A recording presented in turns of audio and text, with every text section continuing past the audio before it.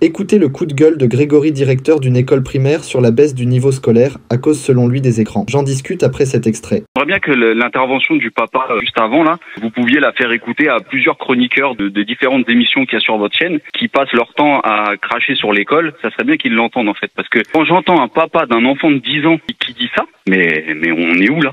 Oui, mais regardez. Qui a l'autorité sur les enfants? Mais oui, mais regardez. Mais notre invité qui est pédiatre dit qu'elle en a tous les jours des enfants comme ça dans ses consultations. À chaque fois qu'il y a un problème, c'est jamais la faute des parents. Les pauvres parents, on leur a jamais rien dit. On leur a. Voilà. Mais attendez, qu'est-ce qu'il faut faire? Faut aller élever les enfants à leur place chez eux, en fait.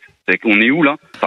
Moi, j'ai l'impression que ça tout fonctionne à l'envers. Mais vous, vous êtes directeur d'école primaire, donc c'est les enfants qui ont de 5 à 10 ans, mais ils utilisent déjà des écrans. J'imagine qu'ils n'ont pas de téléphone portable dans la cour.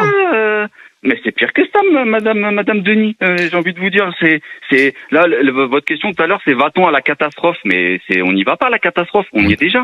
On y est à la catastrophe. Je vais vous dire, mais parce que sur l'école, j'ai 260 élèves, d'accord? Il y a 25% des gamins de mon école pour lesquels je suis obligé de faire avec mes collègues des réunions avec les parents parce que les enfants ont des troubles du langage et je parle pas ils prononcent mal ou non, ils ont des troubles du langage, ils ont des troubles de l'attention et de la concentration, ils ont des troubles de la mémorisation, mais ça fait que de grandir 25%, je sais pas si vous vous rendez compte, mais c'est une catastrophe, c'est une catastrophe. Les gamins ont le cerveau abruti. Mais c'était pas le cas déjà il y a 10 ans, ça vient d'arriver.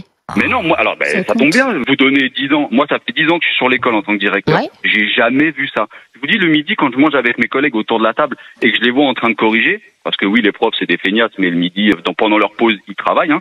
Donc, pendant que je vois mes collègues corriger, moi, j'hallucine. De ce que je lis, j'hallucine. Des gamins de CM2, franchement, des exemples, j'en ai à l'appel à vous donner. C'est une catastrophe. C'est une catastrophe. Analphabète. Et moi, ça fait des années que je le dis. Alors après, on peut taper sur l'école, hein. On peut dire les profs sont nuls, les profs c'est des feignants, les profs ils sont toujours en arrêt, les profs ceci, les profs cela. Mais qu'est-ce que vous voulez que nous on fasse? Oui, il y a un truc qui est très clair aussi, hein. Demandez à un parent aujourd'hui d'aller trouver un orthophoniste pour aller faire un bilan. Juste un bilan, hein.